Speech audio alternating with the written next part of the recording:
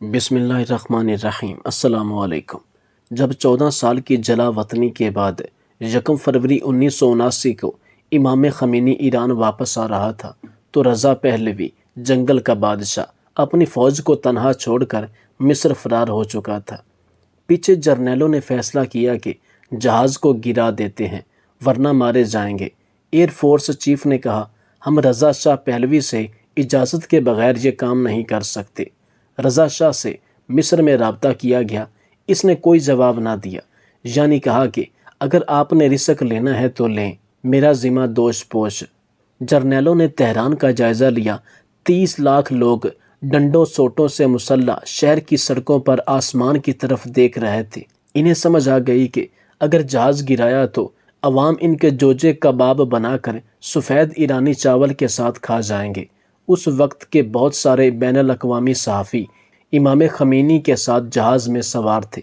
BBC کے جان Simpson نے لکھا ہے کہ ہمیں پورا یقین تھا کہ جہاز کریش کروا دیا جائے گا، اس لیے جیسے جیسے تہران نزدیک آ رہا تھا ہم خوف سے کانپ رہے تھے، پسینے میں شرابور تھے۔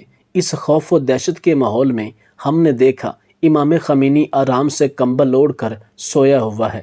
میں حیران و پریشان ہو گیا کہ توکل چیک کریں۔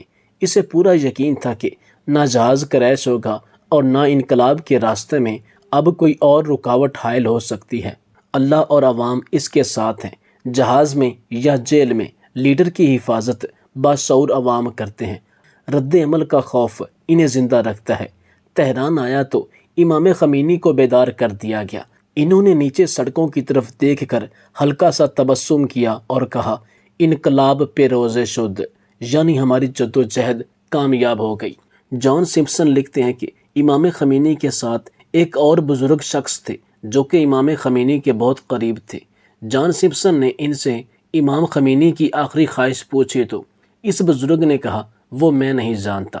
جان سمپسن نے ان سے کہا کہ آپ کافی عرصہ امام خمینی کے قریب رہے ہیں تو آپ کی آخری خواہشات کیا ہوں گی؟ جان سمپسن لکھتے ہیں کہ اس بزرگ کی خواہشات سن کر میں سر سے پیروں تک آنکھیں پھاڑ پھاڑ کر اس شخص کو دیکھتا رہا کہ اس کی خواہشات کتنی معصوم اور عقل عروسہ کی انتہا کو چھوتی ہیں، تو امام خمینی کا کیا عالم ہوگا۔ پھر امام خمینی کے ساتھی بزرگ شخص کہنے لگے، میں نے اپنی زندگی میں صرف 3 دعائیں کی تھیں کہ جب میرے والد، والدہ اور بیوی کا انتقال ہو تو مجھے یہ خبر سفر کے دوران نہ ملے۔ اگر میری زندگی میں ایسا ہوتا ہے تو اس وقت پر ان کے ساتھ موجود رہوں۔ الحمدللہ، اللہ تعالیٰ نے میری یہ دعا قبول کر لی اور ان تینوں نے میرے ہاتھوں میں دم توڑا، آخری سانس لی۔ اس دوران میں نے ان سے معافی بھی مانگ لی۔ جب میرے والد صاحب زندہ تھے، مجھے نہیں یاد جب سے ہوش سنبھالا تھا تب سے ان کی وفات تک کبھی بھی ان کے سامنے بولا ہوں، اونچی آواز میں بات کی ہو۔ وہ غصے میں ہوتے تو سر جھکائے بیٹھا رہتا، جب برداشت ختم ہو جاتی تو اٹھ کر باہر چلا جاتا تھا، کچھ دیر بعد واپس آتا اور ان کے پیروں میں بیٹھ جاتا۔ وہ مسکرا دیتے تھے۔ میری بیوی جب غصے میں ہوتی تھی تو گھر سے باہر چلا جاتا تھا۔ یہی وجہ ہے کہ ہمارے درمیان کبھی کسی نے شدت والا جھگڑا نہیں دیکھا۔ بیٹے کی شادی کی تو پہلے دن اس کے کمرے میں گیا تھا، اب 4 سال ہو گئے، آج تک بیٹے کا کمرہ نہیں دیکھا۔ بیٹے کو کہا تھا کہ کبھی تم دونوں کی آواز کمرے سے باہر نہ آئے، یہ تمہاری بیوی ہے اور مرد کی غیرت یہ ہے کہ اس کی بیوی خوش رہے، اس کے چہرے پر مسکراہٹ بسیرا کرتی ہو، کیونکہ جو مائیں خوش اور مطمئن رہتی ہیں وہی آنے والی نسلوں کی بہترین تربیت کر سکتی ہیں۔ اسے کبھی اس کے ماں باپ، بہن بھائیوں سے دور رہنے پر مجبور مت کرنا۔ کبھی کوئی مسئلہ ہو جائے تو یاد رکھنا، مرد اپنی لڑائی خود لڑتے ہیں، وہ عورت کا سہارا نہیں لیتے، اسے مجبور نہیں کرتے۔ اس کے بعد کبھی دوبارہ بیٹے کے کمرے میں نہیں گیا۔ بہو اکثر کہتی ہے کہ ابو ہمارے کمرے میں نہیں آتے۔ میں کہتا ہوں کہ بیٹا، جو آتے ہیں ان سے بہوؤں کو مسئلے ہوتے ہیں، میں نہیں آتا یہ تو اچھی بات ہے۔ میں نے کبھی بہو کو کھانا دینے کے لیے آواز نہیں لگائی۔ اگر میرے وقت پر کھانا نہیں پہنچا تو خود کچن میں جا کر کھانا لے آتا ہوں اور برتن واپس باورچی خانے میں رکھتا ہوں۔ بیٹے کو سمجھایا کہ وہ مرد جو 1 منٹ میں عورت کا گلا دبانے پر آ جائے اور اگلے ہی لمحے پیر پکڑ لیں، ایسے مرد کبھی عورت کی نظر میں اپنی عزت، اپنا مقام نہیں بنا سکتے۔ ایک مرد کو ہمیشہ اعتدال پسند ہونا چاہیے، تاکہ زندگی کے کسی موڑ پر، کسی غلطی پر وہ عورت کے گلے یا اپنی غلطی پر پیروں تک پہنچے تو عورت سمجھ جائے کہ یہ تو ایسا نہیں، یقیناً کوئی بڑی وجہ ہوگی۔ کہنے لگے، آخری خواہش تھی کہ زندگی میں کبھی بھی میرے نام زمین کا کوئی ٹکڑا نہ ہو۔ یہی وجہ ہے کہ آج تک والد صاحب کی وراثت پڑی ہے، میں نے یہ مکان، دکان وغیرہ اپنے نام نہیں کروائے۔ دولت سے صرف اتنا ہی پیار ہے جتنا زندگی گزارنے کے لیے ضروری ہے، اور جو دولت کے پیچھے نہیں بھاگتے، دولت ان کے پیچھے ہی بھاگتی ہے۔ زندگی میں کبھی کوئی مشکل وقت نہیں دیکھا، ہنستے مسکراتے گزار دی۔ یہی بات بیٹے کو سمجھاتا ہوں کہ ہر وقت چہرے پر بکھری مایوسی لے کر کہاں جاؤ گے؟ اگلے 10 سال یا 20 سالوں کا سوچنے والے کبھی بھی موجودہ نعمتوں سے لطف اندوز نہیں ہو سکتے۔ وہ ارد گرد موجود خوشیوں کو نظر انداز کر کے دور پڑی مایوسیاں خود سے لپیٹ لیتے ہیں، جبکہ لمحہ موجود میں جینے والے ہی زندگی جی سکتے ہیں۔ وہی محسوس کر پاتے ہیں کہ زندگی گلزار ہے۔ جان سمپسن کہتے ہیں کہ میں نے امام خمینی کے اس بزرگ ساتھی سے بہت کچھ سیکھا۔ آپ بھی اس شخص کی زندگی سے جو چاہیں سیکھ سکتے ہیں۔ اسی طرح کا ایک اور واقعہ ہے کہ ہمیشہ حق، وفا اور ایمانداری سے زندگی گزارے۔ کہتے ہیں کہ جس دن میری شادی ہوئی اور میری بیوی دلہن بن کر میرے کمرے میں میرا انتظار کر رہی تھی، میری بیوی بہت ہی معصوم اور خوبصورت تھی۔ میں نے ارادہ کیا تھا کہ میں اپنی بیوی کا بہت زیادہ خیال رکھوں گا۔ میں ایک جوائنٹ فیملی میں رہتا تھا، میرے 4 چاچو بھی ہمارے ساتھ رہتے تھے۔ میری امی بھی بہت ہی سخت طبیعت کی مالک تھی۔ میں نے سوچ لیا تھا کہ میں اپنی بیوی کو سب سے بچا کر اور چھپا کر ہی رکھوں گا۔ میری ساس سسر نے کہا تھا ان کی بیٹی بہت معصوم ہے اور ڈپریشن کا شکار بھی رہی ہے، اس لیے اس کا بہت زیادہ خیال رکھنا۔ ان کا کہنا تھا کہ وہ جوائنٹ فیملی میں شادی نہیں کرنا چاہتی تھی، لیکن جو اس کی قسمت، میں نے اپنی بیوی کے لیے بہت سارے تحفے تحائف لیے تھے۔ مجھے فیملی بنانے کا بہت شوق تھا۔ میں نے اپنی بیوی کو ساری زندگی آنکھوں پر بٹھا کر رکھنے کی قسم کھا لی تھی۔ اگر مجھے دنیا کہتی کہ یہ بیوی کے نیچے لگ گیا ہے یا زن مرید ہو گیا ہے تو مجھے کوئی فرق نہیں پڑتا تھا، کیونکہ مجھے تو اب اپنی بیوی کا ہی خیال رکھنا تھا۔ میرے بابا بھی اسی طرح کے تھے۔ خاندان میں ان کو بھی کافی باتیں سنائی جاتی تھیں، لیکن میرے بابا نے میری ماں کو ہمیشہ رانی بنا کے رکھا تھا۔ یہی وجہ تھی کہ میری ماں ابھی تک خوبصورت اور جوان نظر آتی تھی، اور میرے ماما بابا کی زندگی بہت اچھی تھی۔ ایک مرد کیا چاہتا ہے کہ اس کی بیوی ہمیشہ خوبصورت اور جوان رہے، اور عورت تب ہی بوڑھی ہوتی ہے جب اس کے ساتھ غلط رویہ رکھا جاتا ہے، دکھ دیا جاتا ہے۔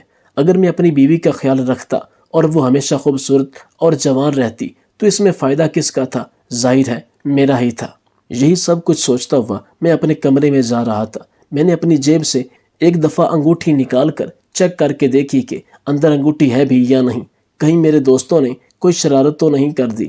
لیکن جب میں نے دیکھا تو خوبصورت سی انگوٹھی نظر آ رہی تھی، جس کو میں اپنی بیوی کی انگلی میں پہنانے والا تھا۔ اس کے ہاتھ بہت خوبصورت اور نرم و گداز تھے۔ جب وہ میرے ساتھ بیٹھی تو میں اس کے ہاتھوں کو ہی دیکھ پایا تھا، اس کی طرف نظر بھی نہیں کر پایا تھا، نہیں تو لوگ مذاق اڑاتے۔ میں بہت زیادہ خوش تھا۔ کمرے میں داخل ہوا تو میری بیوی سامنے بیٹھی تھی، بہت ہی زیادہ خوبصورت اور حسین لگ رہی تھی۔ ایسا لگتا تھا کہ کوئی نور ہے جو میرے کمرے میں آ گئی ہے۔ مجھے وہ دن یاد آنے لگا جب میں اس کمرے میں اکیلا رہتا تھا اور لڑکیوں کو خیال میں سوچتا رہتا تھا کہ میری زندگی میں جو لڑکی آئے گی وہ کیسی ہوگی، کیا وہ خوبصورت ہوگی یا وہ مجھے دل سے اچھی لگتی ہوگی یا میری زبردستی اس کے ساتھ شادی کروا دی جائے گی۔ لیکن میں خوش تھا کہ یہ لڑکی واقعی مجھے بہت اچھی لگتی تھی اور میری ساری زندگی اس کے ساتھ گزرنے والی تھی۔ اس کمرے میں ہمارے بیچ وہ سارے لمحات گزرنے والے تھے جن کے میں نے خواب دیکھے تھے۔ میں نے جا کر اس کا گھونگھٹ اٹھایا تو وہ مجھے بہت زیادہ خوش ہو کر ملی۔ وہ واقعی بہت خوبصورت تھی، دلہن بن کر تو اور بھی زیادہ حسین لگ رہی تھی۔ وہ بھی مجھے دیکھ کر مسکرائی، اور جب میں نے اس کی تعریف کی تو بدلے میں اس نے کہا کہ آپ بھی بہت اچھے ہیں۔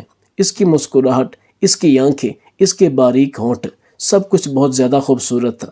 میں تو اس کو دیکھتا ہی جا رہا تھا، لیکن اس نے مجھے کہا کہ میں چاہتی ہوں کہ زندگی کی شروعات کرنے سے پہلے ہم 2 نفل شکرانے کی ادا کر لیں۔ میں نے کہا کہ کیوں نہیں، تمہارے جیسا ہم سفر پا کر تو ضرور شکر ادا کرنا چاہیے، نہیں تو ہمیں نظر لگ جائے گی۔ میں نے کہا کہ پہلے میں پڑھ لیتا ہوں پھر تم پڑھ لینا۔ میں نے 2 نفل شکرانے کی ادا کیے اور یہ بھی سوچ لیا کہ ہمیشہ اپنی بیوی کا خیال رکھوں گا۔ ایسا لگا کہ میں نے آج خود سے وعدہ کیا تھا کہ میں اس کو کبھی دھوکہ نہیں دوں گا۔ میری بیوی دلہن کے لباس میں بہت زیادہ حسین لگ رہی تھی۔ میں نے کہا کہ تم بھی نفل پڑھ لو اور پھر میرے پاس آ جا۔ میری بات پر وہ بہت زیادہ گھبرا گئی اور کہنے لگی آج کی رات وہ صرف عبادت کرنا چاہتی ہے۔ مجھے اس کی بات سن کر خوشی ہوئی کہ میری بیوی تو بہت نیک ہے۔ اس نے جائے نماز بچھا کر اس پر 2 نفل شکرانے کے پڑھے اور پھر وہ اسی طرح عبادت میں مصروف ہو گئی۔ میں سامنے بیٹھ کر اسے ہی دیکھ رہا تھا۔ مجھے اس پر بہت پیار آ رہا تھا۔ رات 12 بجے سے صبح کے 4 بج گئے تھے مگر وہ ابھی تک عبادت میں مصروف تھی۔ لیکن اب جیسے ہی وہ سجدے میں گئی تو اس نے سجدہ لمبا ہی کر دیا۔ مجھے لگا کہ شاید اللہ کا شکر ادا کر رہی ہے، اس لیے اتنا لمبا سجدہ کر رہی ہے۔ لیکن میں یہ دیکھ کر حیران رہ گیا کہ 10 منٹ گزر گئے تھے اور وہ ابھی تک سجدے میں ہی بیٹھی تھی۔ تھوڑی دیر کے بعد مجھے مجبوراً اس کا نام پکارنا پڑا۔ مجھے پتا تھا کہ اگر نماز ہو گئی تو وہ اپنی نیت تو نہیں توڑے گی لیکن اٹھ کر ضرور بیٹھ جائے گی، لیکن وہ ہل بھی نہیں رہی تھی۔ تھوڑی دیر کے بعد میں اس کے پاس گیا تو مجھے ایسا لگا کہ وہ سانس ہی نہیں لے رہی۔ میں نے اسے اٹھا کر سیدھا کیا مگر وہ بے ہوش ہو چکی تھی۔ میں حیران بھی ہوا اور پریشان بھی کہ اس کو کیا ہو گیا ہے۔ شاید وہ تھکن کے مارے بے ہوش ہو گئی تھی، تبھی تو وہ سجدے میں سر نہیں اٹھا رہی تھی۔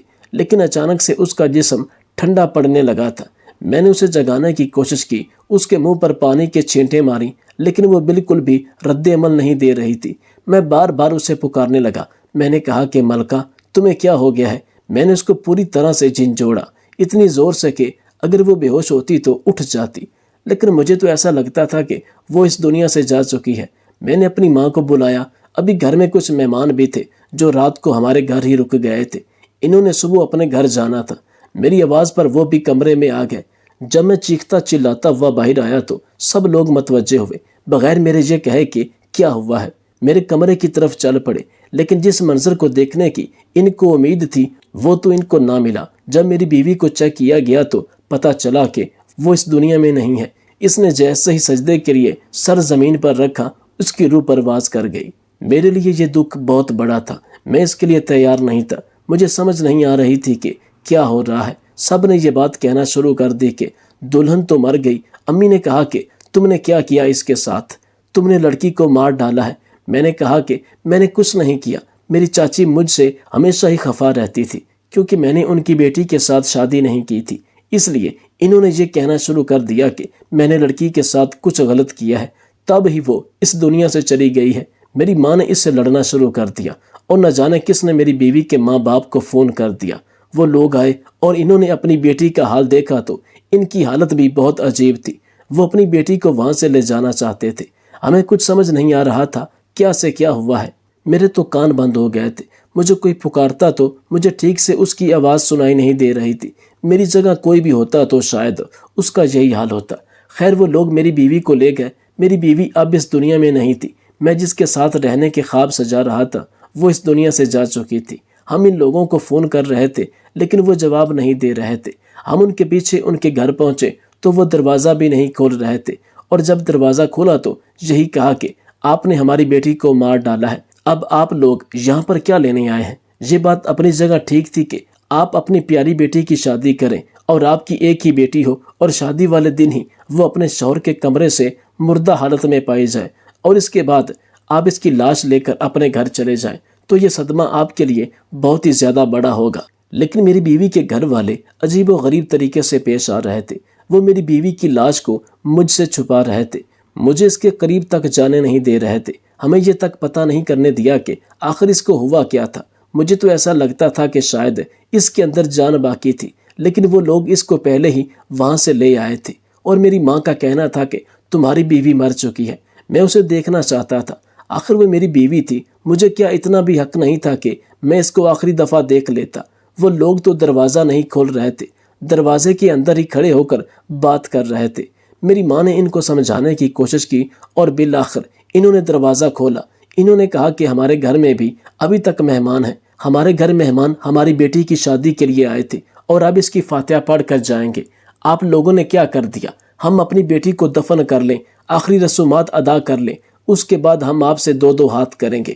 کیوں آپ لوگوں نے آخر ایسا کیا کہ وہ مر گئی؟ میں نے ان لوگوں کو کہا کہ میں اپنی ماں کی قسم کھا کر کہتا ہوں کہ میں نے کچھ بھی نہیں کیا۔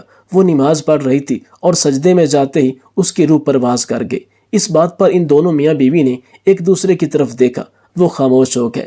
ان کی شکل دیکھ کر ایسا لگتا تھا کہ جیسے وہ کوئی بات چھپا رہے ہیں، لیکن وہ یہی کہہ رہے تھے کہ یہ سب کچھ آپ لوگوں کی وجہ سے ہوا ہے، آپ لوگوں نے ہی کچھ کیا ہے۔ میں بہت زیادہ پریشان تھا، اپنی بیوی کو دیکھنا چاہتا تھا، مجھے تو سمجھ نہیں آ رہا تھا کہ میرے ساتھ کیا ہو گیا ہے۔ انہوں نے کہا کہ اس کی آخری رسومات ہمارے گھر میں ہی ہوں گی، آپ لوگ چاہیں تو یہاں پر بیٹھ سکتے ہیں، لیکن کسی سے کوئی زیادہ بات کرنے کی ضرورت نہیں ہے، اور اگر لوگ آپ سے الٹے سیدھے سوال کریں تو آپ چپ رہیے گا۔ میری اور میرے ماں باپ کی حالت بہت ہی عجیب تھی۔ ہمیں ایسا لگتا تھا کہ ہم نے کوئی بہت بڑا گناہ کر دیا ہے اور ہم مجرموں کی طرح ان کے گھر میں بیٹھے تھے۔ تھوڑی دیر کے بعد وہاں جو لوگ آئے ہوئے تھے ایک دوسرے سے عجیب و غریب باتیں کرنے لگے۔ تب ہی ایک بوڑھی عورت میری ماں کے پاس آ کر بیٹھ گئی۔ انہوں نے کہا کہ کچھ بہت ہی زیادہ عجیب ہو رہا ہے، پتہ نہیں کیا ہو رہا ہے۔ وہ عورت شاید اتنی بوڑھی تھی کہ اسے یہ نہیں پتا تھا کہ اسے یہ بات ہم سے نہیں کرنی تھی، لیکن جب اس نے ہمیں یہ بات بتائی تو ہم حیران رہ گئے۔ اس نے کہا کہ کوئی بھی عورت اس لڑکی کو غسل دینے کے لیے تیار نہیں ہے۔ یہ سن کر ہم لوگ ڈر گئے اور پریشان بھی ہو گئے۔ ماں نے کہا کہ یہ کیا معاملہ ہے، ایسا کیوں ہو رہا ہے، اور میری بہو کو غسل دینے کے لیے کیوں عورتیں انکار کر رہی ہیں؟ جب ہم نے یہ بات میری بیوی کی ماں سے پوچھی تو اس نے کہا کہ ایسی کوئی بات نہیں ہے، بس لوگ ڈر رہے ہیں۔ اگر کوئی لڑکی اپنی شادی کی رات جاتی ہے تو اس کے بارے میں بھی لوگ عجیب و غریب قسم کی باتیں کرتے ہیں، کہتے ہیں کہ وہ بہت ہی زیادہ بدقسمت ہوتی ہے اور اس کے پاس جانے سے آپ پر بدقسمتی کا سایہ پڑ جاتا ہے، اسی لیے لوگ اس طرح کی باتیں کر رہے ہیں۔ لیکن تھوڑی دیر کے بعد دو عورتوں نے ہمت کی اور وہ غسل دینے کے لیے تیار ہو گئی۔ انہوں نے کہا کہ یہ لڑکی ہماری رشتہ دار ہے، ہم یہ سب نہیں کریں گے تو کون کرے گا؟ یہ جیسی بھی تھی ہماری اپنی تھی۔ ان کی زبان سے جملہ نکلا تو میں حیران رہ گیا۔ انہوں نے ایسا کیوں کہا کہ ہوش کھو گئی ہے، اور دوسری نے یہ کہنا شروع کر دیا کہ تم لوگ بہت بڑے گناہ گار ہو، چلو یہاں سے۔ وہ باقی عورتوں کو بھی وہاں سے جانے کا کہنے لگی۔ باقی لوگ بھی ڈر گئے تھے اور اس میں سے کافی سارے لوگ چلے گئے تھے، ہم گھر کے لوگ ہی رہ گئے تھے۔ میری بیوی کی ماں نے اپنا سر پکڑ لیا اور رونا شروع کر دیا، اور اس کے باپ نے بھی کہا کہ اب تو بتا کہ کیا ہوا ہے، خدا کے لیے آخر یہاں پر کیا ہو رہا ہے؟ پہلے میری بیوی اس دنیا سے چلی گئی، اب کے بعد آپ لوگوں کا عجیب سا رویہ، اور کوئی اس کو غسل دینے کو تیار نہیں ہے، اور اب یہ عورتیں اندر گئیں تو یہ ایسے باہر آئی ہیں کہ جیسے انہوں نے کوئی عذاب دیکھ لیا ہے۔ خدا کے لیے مجھے بتاؤ کہ کیا ہوا ہے، نہیں تو یہ احساس گناہ ساری زندگی مجھے تڑپاتا رہے گا، اور میرے لیے تو یہی کافی رہے گا، میں تو اسی میں مر جاؤں گا۔ میرے لیے تو یہ دکھ بھی بہت بڑا ہے کہ میری بیوی میری ہونے سے پہلے ہی اس دنیا سے چلی گئی۔ اب میں نے اس کے ساتھ ٹھیک سے بات بھی نہیں کی تھی، اتنے سارے خواب سجا لیے تھے میں نے، اور اب وہ خواب کبھی پورے نہیں ہوں گے، وہ کبھی واپس نہیں آئے گی۔ بالآخر میری بیوی کے باپ نے اپنی زبان کھولی اور اس نے ہمیں ایسی بات بتائی کہ ہم لوگ حیران رہ گئے۔ اس نے کہا کہ ہم لوگ بہت زیادہ غریب تھے، ہمارے پاس کچھ بھی نہیں تھا، یہاں تک کہ 2 وقت کی روٹی بھی نہیں ہوتی تھی، لیکن ہماری بیٹی بہت زیادہ خوبصورت اور سمجھدار تھی۔ ایک دن اس پر ایک رئیس آدمی عاشق ہو گیا جو بہت زیادہ امیر تھا، لیکن اس کی شادی ہو چکی تھی اور اس کی بیوی فوت ہو چکی تھی۔ وہ عمر میں ہماری بیٹی سے بڑا تھا، لیکن بہت زیادہ امیر تھا اور ہماری بیٹی سے بہت محبت کرتا تھا۔ اس نے ہمارے گھر آ کر رشتہ مانگا تو ہم نے انکار کر دیا کہ ہم اپنی بیٹی کی شادی ایسے انسان سے کیوں کرواتے جو ہماری بیٹی سے عمر میں بڑا تھا، لیکن اس نے بہت زیادہ منت سماجت کی، پھر بھی ہم نے انکار کر دیا۔ مگر ایک دن ہماری بیٹی نے خود کہا کہ وہ اس آدمی سے شادی کرنا چاہتی ہے کیونکہ وہ بہت زیادہ امیر ہے اور وہ کب تک زندہ رہے گا، جب اس دنیا سے چلا جائے گا تو اس کی ساری دولت ہماری ہو جائے گی۔ اس نے کہا کہ آپ میری شادی اس کے ساتھ کروا دیں، لیکن نکاح کرنے سے پہلے وہ ہمیں خط لکھ کر دیں کہ اس کے مرنے کے بعد اس کی ساری دولت میری ہوگی۔ وہ میری بیٹی کی محبت میں اس قدر پاگل تھا کہ وہ یہ سب کچھ مان گیا، اور اس نے کہا کہ اگر میں اس دنیا سے چلا گیا تو سارا کاروبار اور میرا گھر اور میری سب گاڑیاں اور جائیداد میری بیوی کے نام ہو جائیں گی۔ میں نے اپنی بیٹی سے کہا لیکن وہ اس دنیا سے جانے والا تو نہیں ہے، تمہاری زندگی کے کچھ سال تو اس کے ساتھ ہی گزریں گے، تم کیوں اپنی زندگی برباد کرنا چاہتی ہو؟ میری بیٹی نے کہا کہ میں جو کر رہی ہوں بالکل ٹھیک کر رہی ہوں، آپ فکر نہ کریں۔ اس آدمی کا نام سیٹھ ریاض تھا، وہ ہماری بیٹی کے عشق میں پاگل تھا۔ ایسی دیوانگی ہم لوگوں نے کبھی نہیں دیکھی تھی، اور وہ بھی اس عمر میں۔ میری بیٹی کہتی کہ کھڑے ہو جاؤ تو وہ کھڑا ہو جاتا، میری بیٹی کہتی کہ بیٹھ جاؤ تو وہ بیٹھ جاتا، میری بیٹی کے تمام ناز و نخرے اٹھاتا تھا، دولت کو پانی کی طرح بہاتا تھا، جس چیز پر میری بیٹی ہاتھ رکھتی اسی وقت وہ لے کر دے دیتا تھا۔ ایسا نہیں تھا کہ میری بیٹی سے زیادہ خوبصورت عورت اس کو مل نہیں سکتی تھی، لیکن شاید اسے میری بیٹی سے محبت ہو گئی تھی، اس کی محبت بولتی تھی۔ وہ ہر بات میں میری بیٹی کا بہت زیادہ خیال رکھتا تھا، اسے بہت زیادہ خوش رکھتا تھا۔ ایک دن ہماری بیٹی اس سے ناراض ہو کر ہمارے گھر واپس آ گئی، تب اس نے ایک دن میں ہماری بیٹی کے نام دنیا بھر کے تحفے اور پھول بھیج دیے تھے۔ ہم نے بھی اسے اپنا داماد قبول کر لیا تھا۔ ہم تو اس کی لمبی عمر کی دعا کرتے تھے، کیونکہ ہماری بیٹی کو اس سے زیادہ محبت کرنے والا انسان نہیں ملنے والا تھا۔ ہم مانتے ہیں کہ جب ہم نے اپنی بیٹی کا رشتہ کیا تو یہی سوچ کر کیا تھا کہ یہ مر جائے گا، اس کی جائیداد ہماری بیٹی کو مل جائے گی، لیکن اب ہم نے یہ بات اپنے دل سے نکال دی تھی، کیونکہ وہ بہت ہی اچھا انسان تھا۔ وہ ہمارا بھی بہت خیال رکھتا تھا، ہمارے گھر کے سارے خرچے وہی اٹھایا کرتا تھا، لاکھوں کے تحفے دیا کرتا تھا، اور میرا کوئی بیٹا بھی نہیں تھا، میں نے تو اسے ہی اپنا بیٹا مانا تھا۔ آہستہ آہستہ ہمیں یہ پتہ لگنے لگا کہ وہ بہت زیادہ بیمار رہنے لگا ہے۔ اپنی بیماری میں بھی اسے ہماری بیٹی کا ہی خیال رہتا، وہ کاموں میں کوئی کوتاہی نہیں کرتا تھا۔ وہ اسی وقت گاڑی پر ہماری بیٹی کو گھر لاتا تھا اور لے جاتا تھا، اسے شاپنگ بھی کرواتا تھا، ہوٹل سے کھانا وغیرہ بھی کھلایا کرتا تھا، جو بھی کہتی تھی وہ مان لیتا تھا۔ لیکن ہم اس بات پر حیران تھے کہ میری بیٹی کو اس کی کوئی پرواہ نہیں تھی، وہ ذرا بھی پریشان نہیں تھی، یہاں تک کہ اس کی طبیعت بہت زیادہ خراب رہنے لگی۔ ایک دن تو میں خود سے اسے ڈاکٹر کے پاس لے گئی۔ ڈاکٹر نے کہا کہ آپ کے داماد کے جسم کے اندرونی اعضاء جو کہ بہت ضروری ہوتے ہیں، جیسے کہ دل، گردے، وہ خراب ہو رہے ہیں۔ سمجھ نہیں آ رہا کہ یہ کیوں خراب ہو رہے ہیں، لیکن وہ بہت تیزی سے خراب ہوتے جا رہے ہیں، اور اس طرح تو یہ اس دنیا سے چلے جائیں گے۔ اس کے پاس بہت پیسے تھے، ہم نے کہا کہ بیٹا علاج کرواؤ، لیکن جس کے پاس جاتے تو وہ یہی کہتا کہ بہت دیر ہو چکی ہے، اب ان کے پاس زیادہ وقت نہیں ہے۔ پھر بھی وہ میری بیٹی کا ہی دیوانہ بنا ہوا تھا، لیکن میری بیٹی کو دیکھ کر نہیں لگتا تھا کہ وہ ذرا بھی پریشان ہے۔ ہم نے اسے کہا کہ تم نماز پڑھو اور اپنے شوہر کے لیے دعا کرو، ہم تمہارے شوہر کے لیے آج مسجد میں اسپیشل دعا کروائیں گے۔ تو وہ اچانک سے پھٹ پڑی، اس نے کہا کہ میں اس کو مارنے کی تیاری میں ہوں اور آپ اس کی صحت کے لیے دعائیں مانگ رہے ہیں۔ یہ سن کر ہم حیران رہ گئے۔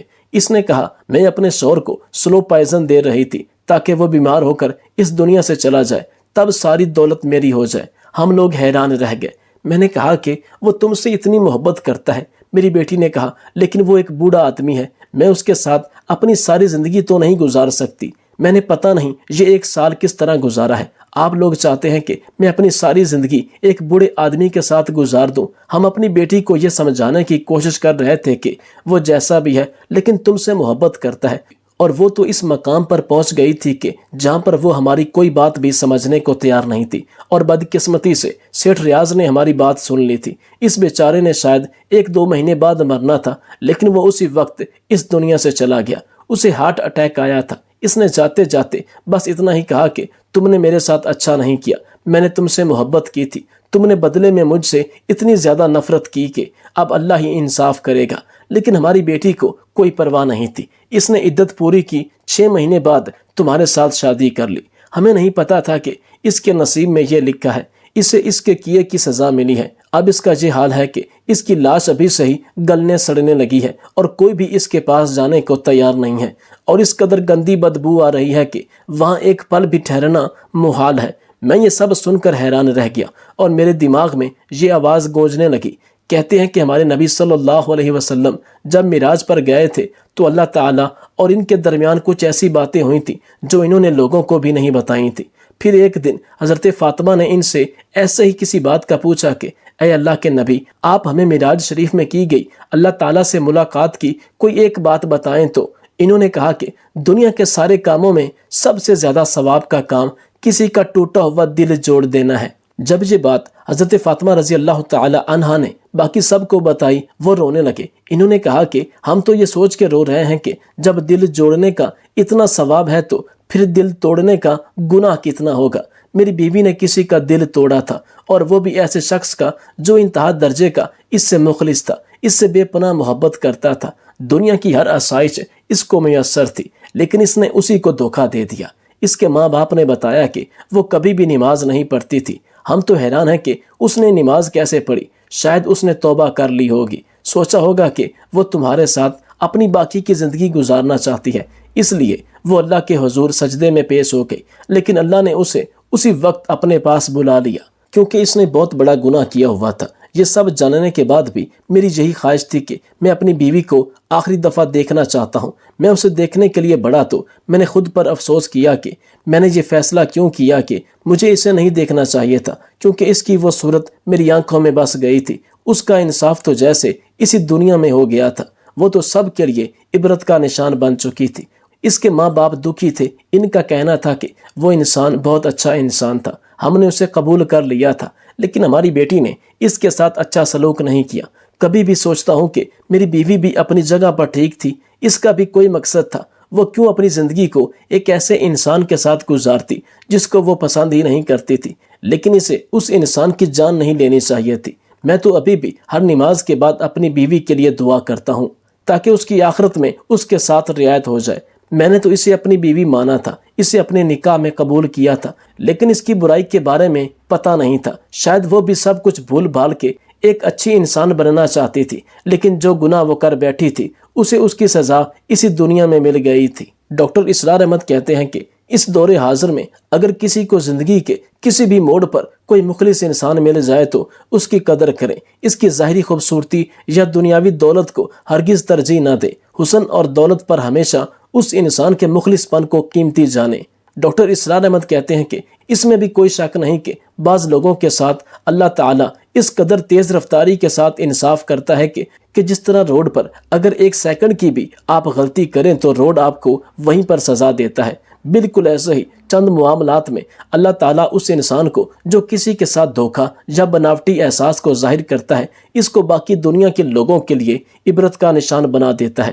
خدا نے آپ کے نصیب میں جو چیز لکھی ہے وہ آپ تک ہر حال میں پہنچ کر رہے گی۔ ہمیشہ ایمانداری، وفا اور لوگوں کے خلوص کو ترجیح دیں، یہ واحد طریقہ ہے جس سے آپ دنیا اور آخرت دونوں میں سرخرو ہو سکتے ہیں۔